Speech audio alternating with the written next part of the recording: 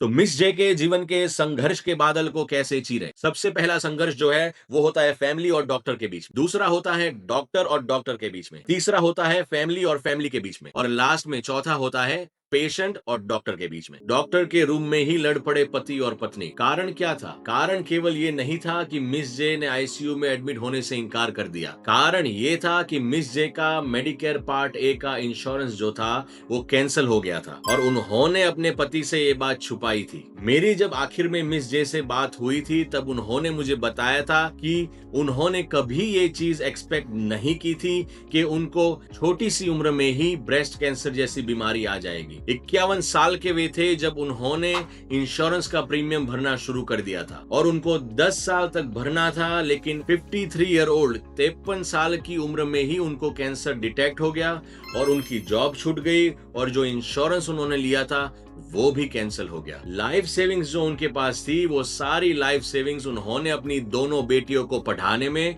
और उनकी शादी करने में यूज कर ली। बाकी की जो सेविंग्स थी वे अपनी मेडिसिन का कोपे भरने के लिए यूज करते थे। अगर उन्होंने ये बात अपने हस्बैंड को 2 साल पहले बताई होती कि उनका हेल्थ इंश्योरेंस कैंसिल हो गया है तो शायद उनके हस्बैंड कुछ ऐसा डिसीजन लेते या सोल्यूशन निकालते जिसकी वजह से उनका इंश्योरेंस कैंसिल नहीं होता। लेकिन उनकी कोई मजबूरी होगी जिसके कारण उन्होंने अपने हस्बैंड से ये बात शेयर नहीं की। अक्सर डॉक्टर मानते हैं कि झगड़ा या आपसी टकराव ठीक नहीं होता और उससे कई सारे प्रॉब्लम हो सकते हैं, लेकिन ये स्टेटमेंट तभी सही है जब झगड़ा या कॉन्फ्लिक्ट कोई गलत तरीके से निपटाया जाए। यदि जो डिस्प्यूट है उसे जो सही ढंग से संभाला जाए तो इससे कई बातों की समझ बढ़ सकती है और बेहतर निर्णय लेने में मदद हो सकती है। यानी कि कॉन्फ्लिक्ट बुरा हो सकता है लेकिन सही तरीके से संभालने पर फायदामंद भी हो सकता है। तो मिस जे के जीवन के संघर्ष के बादल को कैसे चीरे? मेरे एक्सपीरियंस से कहूं तो 4 प्रकार के संघर्ष हेल्थ केयर इंडस्ट्री में देखे जाते हैं। सबसे पहला संघर्ष जो है वो होता है फैमिली और डॉक्टर के बीच। दूसरा होता है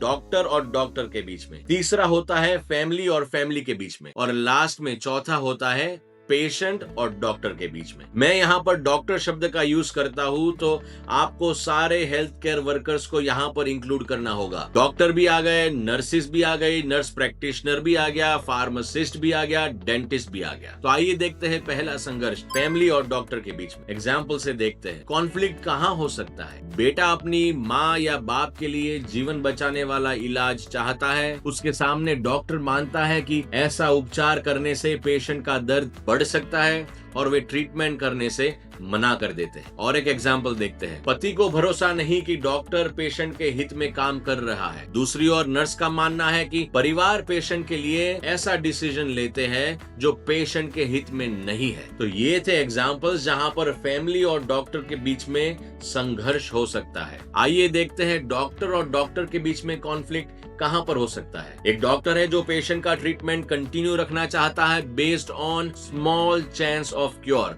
बहुत ही कम संभावना है कि पेशेंट यहां पर बच जाएगा, फिर भी डॉक्टर ट्रीटमेंट चालू रखना चाहता है। यहाँ पर हेतु अच्छा भी हो सकता है और बुरा भी हो सकता है। आप समझ रहे हो मैं क्या कहना चाहता हूँ। दूसरी ओर नर्स डॉक्टर से सहमत नहीं है क्योंकि वे मानती है कि यहाँ पर इलाज सफल न होने की संभावना ज्यादा है, इसलिए पेशेंट के क्वालिटी ऑफ लाइफ पे ज्यादा ध्यान देना चाहिए। और एक कॉन्फ्लिक्ट देखते हैं। अटेंडिंग डॉक्टर खुद राउंड्स पर नहीं जाते और रेजिडेंट डॉक्टर को ही राउंड पर भेजते हैं। ये देखकर नर्स भड़क जाती है क्योंकि ट्रेनी डॉक्टर विदाउट कोई सुपरविजन अपने पेशेंट्स को ट्रीटमेंट दे रहा है। तीसरा संघर्ष है फैमिली और फैमिली के बीच। पत्नी ने अपने पति के वेंटिलेटर को हटाने की बात को स्वीकार कर लिया तो दूसरी ओर बेटी अभी अभी अपने ससुराल से आई और कहती है कि हमें हिम्मत नहीं हारनी चाहिए, वेंटिलेटर को चालू रखे। देखते हैं आखिरी वाला संघर्ष पेशेंट और डॉक्टर के बीच में। पेशेंट को अपनी एग्जिस्टिंग कीमोथेरापी ट्रीटमेंट चेंज करके कोई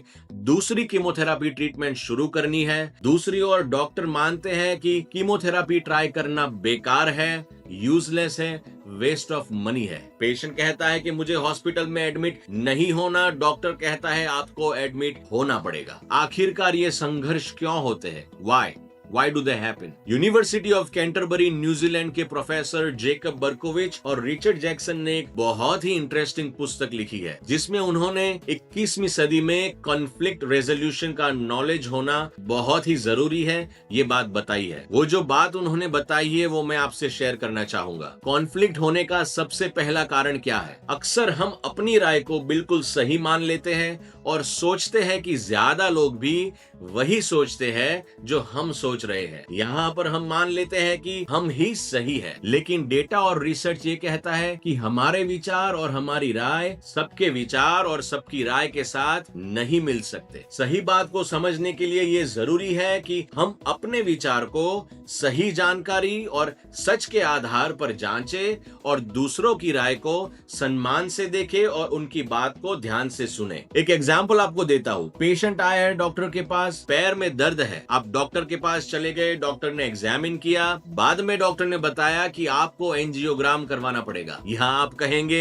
ये सब कुछ करवाने की जरूरत नहीं, ये तो मैं 4 धाम की यात्रा पर गई थी, उसकी वजह से मेरे पैर में दर्द है, ये दर्द मेरा थोड़े ही दिनों में ठीक हो जाएगा। भाई हर टाइम ऐसा नहीं होता कि डॉक्टर जब अपना डिसीजन देते हैं तो वो केवल पैसे कमाने के लिए देते हैं। डॉक्टर ने जब उनका डिसीजन दिया तो उन्होंने आपकी पास्ट मेडिकल हिस्ट्री, आपकी प्रेजेंट इलनेस, आपकी एज, आपकी फैमिली हिस्ट्री, आपकी मेडिकेशन हिस्ट्री, ये सारी चीजों को देखकर ही आपको राय और सच बताने के लिए खड़े हुए। फिर भी आप अपनी राय को सच मान बैठते हैं, तब कॉन्फ्लिक्ट होता है। ऐसा हुआ क्यों? इसलिए हुआ क्योंकि हमने हमारे विचार को सही जानकारी और सच के आधार पर नहीं जांचे और मान बैठे कि डॉक्टर अपनी इनकम जनरेट करने के लिए हमसे ये सारे टेस्ट करवाते हैं। दूसरा कॉन्फ्लिक्ट होने का कारण, हम ये मान बैठते हैं कि अगर सामने वाला इंसान स्मार्ट और समझदार है तो जब मैं उसे अपनी बात बताऊंगा या अपनी राय समझाऊंगा तो वो भी मेरी बात मान लेंगे। लेकिन अक्सर ऐसा होता नहीं है। लोगों की राय अलग हो सकती है। सामने वाले के विचार उसके अपने अनुभव और अपनी सोच पर निर्भर करते हैं। इसलिए हमें अपनी बात रखने के बाद सामने वाला क्या कहना चाहता है उसे सुनना चाहिए। एक बहुत ही इंटरेस्टिंग एग्जाम्पल देता हूँ। 2 इंजीनियर दोस्त है, एक ही गाड़ी में ट्रैवल कर रहे हैं। एक है इलेक्ट्रिकल और दूसरा है सिविल। इलेक्ट्रिकल गाड़ी चला रहा है और सिविल वाला पैसेंजर सीट पर बैठा है। आगे डायवर्जन का साइन आता है, वर्क इन प्रोग्रेस। इलेक्ट्रिकल वाला सीधा ही अंदर गाड़ी घुसा देता है। सिविल वाला कहता है भाई यहाँ मत जाना चाहिए। इलेक्ट्रिकल वाला कहता है कि मैं पिछले 3 दिनों से यहाँ से गाड़ी निकाल रहा हूँ और ये रोड बंद नहीं है, ये रोड क्लीन है। सिविल वाला कहता है कि तू मेरी बात मान, मैं मेरे अनुभव से कहता हूँ कि ऐसी साइंस काम शुरू होने के 3 या 4 दिन पहले से ही लगाई जाती है, जिससे लोकल रहने वाले लोगों में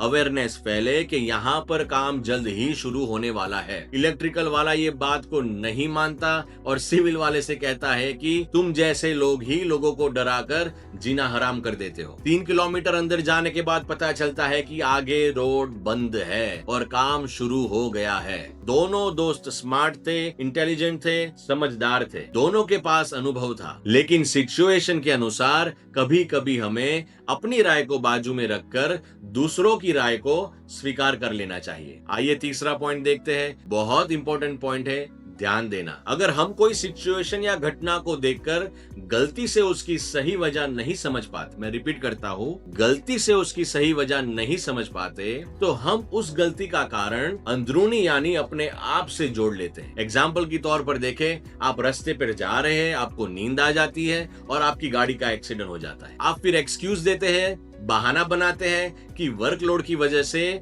मैंने रात को अच्छा आराम नहीं किया, जिसके कारण मुझे नींद आ गई और ये एक्सीडेंट हो गया। लेकिन ऐसी ही सिचुएशन किसी और के साथ होती है तो आप तुरंत ही मार्केट में हवा फैला देते हो कि उससे दिन में दारू पीने की आदत होगी। लेकिन बाद में सबको पता चलता है कि डॉक्टर ने उसे एक नई दवाई दी थी और उसे बताना भूल गए कि यह दवाई को आपको रात को लेनी है, क्योंकि ये दवाई को लेने से आपको नींद आ सकती है, आपको डिजीनेस हो सकता है। वो बंदे ने दिन में दवाई ले ली गलती से, जिसकी वजह से उसे गाड़ी चलाते चलाते नींद आ गई और उसका एक्सीडेंट हो गया। इसलिए हमेशा बाहर के हालात और माहौल को देखकर फिर अपनी राय और डिसीजन देना चाहिए, वरना लड़ाई होने की संभावना यहाँ पर खड़ी हो सकती है। हमारे इस केस में मिस जे के पति ने प्रिज्यूम कर लिया था कि वे अपनी हेल्थ इंश्योरेंस लेना भूल गए और उसकी वजह से उनको बिना इंश्योरेंस की ट्रीटमेंट करवानी पड़ेगी, और इसके कारण ही वे अपनी पत्नी से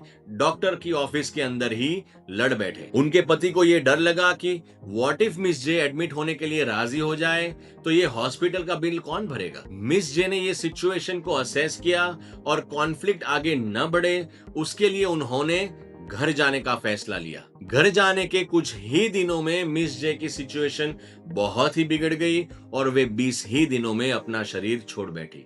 मिस जे के फ्यूनरल के बाद जब घर में चर्चा होती है तब उनकी दोनों बेटियों ने उनके पिताजी को ये बात बताई। कॉलेज के अंदर वे जब पढ़ती थी तब उनको सप्लीमेंट इनकम की जब जरूरत पड़ी तब मिस जे ने उनको वो सप्लीमेंट इनकम देकर सपोर्ट किया था। वो सपोर्ट करने की वजह से उनको उनकी रेगुलर जॉब को छोड़ना पड़ा और कैश में जॉब करनी पड़ी थी। आखिरी बार जब मिस जे मेरी फार्मेसी में दवाई लेने आई तब उन्होंने मुझे एक प्लांट गिफ्ट किया था जो उनको बहुत ही पसंद था और मुझे कहती गई थी कि इसका ख्याल रखना। आज भी वो प्लांट मेरे पास है। 7 साल बीत गए। उस प्लांट में से हमने छोटे छोटे बहुत सारे प्लांट्स ग्रो किए हैं। जब भी मैं इस प्लांट्स को पानी देता हूँ तब मिस जे को जरूर याद करता हूँ और मैं आपसे अनुरोध करना चाहूंगा कि आप इस हेल्थ सीरीज के पहले एपिसोड के सारे वीडियोस को देखें। टोटल 5 एपिसोड्स है 1.1 से 1.5 तक। आपको बहुत कुछ सीखने मिलेगा। तो इस एपिसोड को हम यहाँ पर ही खत्म करेंगे।